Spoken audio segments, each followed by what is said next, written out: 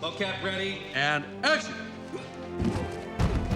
I think the thing that people need to keep very strongly in mind is that this is not an animated film.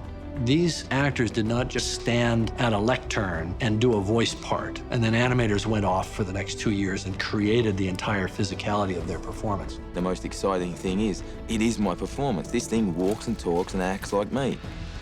It's my interpretation. Every nuance, every tiny bit of the performance that you see on the screen was created by the actors. They had to run, they had to leap, they had to fight, they had to do all the things that you see them doing in the film. And that's where the power of the performance comes from. It's not just we're capturing motion, we're trying to capture what's the intent of the actor. Let's go! What CGI technology does is it replaces prosthetics. Actors can now play any character that's designed in the computer without going through hours and hours of makeup. And what we get is their performance coming through the CGI character. Just like you would get Eric Stoltz's performance coming through in The Mask, you get Zoe Saldana's performance coming through in Neytiri. You have a strong heart. No fear. But stupid. Ignorant like a child. Performance capture is a technique where you try to capture the performance of an actor and translate it to a digital character. Prior to them even moving out into the performance capture world, we put the actors inside this giant sphere covered with lights, and we could photograph them and study their facial features and try to understand how to design their characters. This is great. And then you put an actor in a suit with markers on the suit. We put you in a spatial volume. Using a lot of cameras all around to record the motions of all the markers. The computer is creating a real-time moving skeleton of you. From that skeleton, you now can drive a computer-generated character. Performance capture is great for anything that can really be done by a human performer, including a lot of stunt work. Even some of the creatures on this film are at least roughed out in a performance capture stage. Jim was working with some of the performers to work out creature movements, in a sense, kind of puppeteering them. We used the volume for everything. For the aerial scene, we made little wire models of the various aircraft, and then we just go out there and fly them around, like a couple of kids with a toy airplane. In the computer, you would see a real-looking helicopter matching the motion of your action. And that's how all this stuff starts, with an idea of action. We've taken mocap and made it performance capture.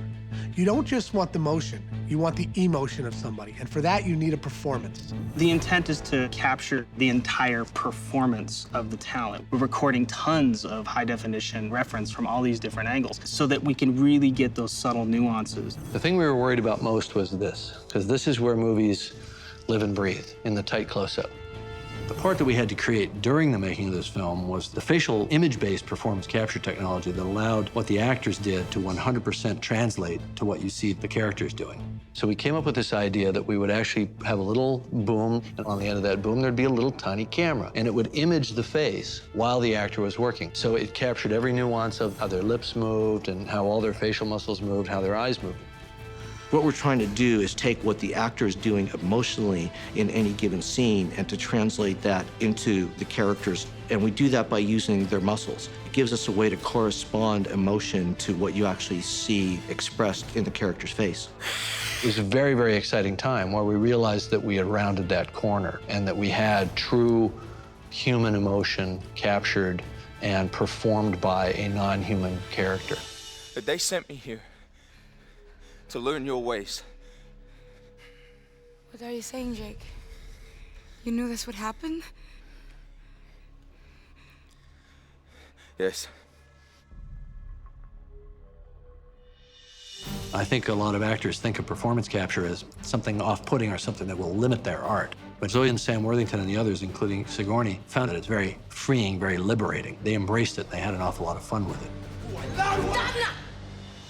Zoe, as Neytiri, captured every aspect of that character that I wanted. Her beauty, her lithe grace, her incredible strength, her emotional clarity. And you see all that. I trusted you! Trust me now, please. Go, God!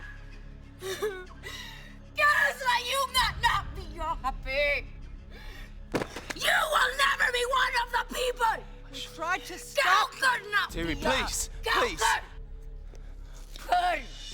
This is the first time that real-time performance capture has been employed in a direct filmmaking sense. This whole system has been set up to allow Jim, as a director, to walk onto the stage as if it were a live-action stage, pick up the camera, see his actors, see his characters, see his world.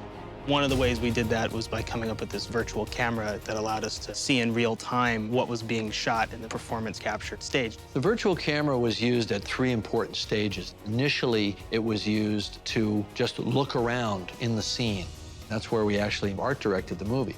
And then we'd bring in the actors, and I'd use the virtual camera to block the scene with them, exactly like a director would use their viewfinder.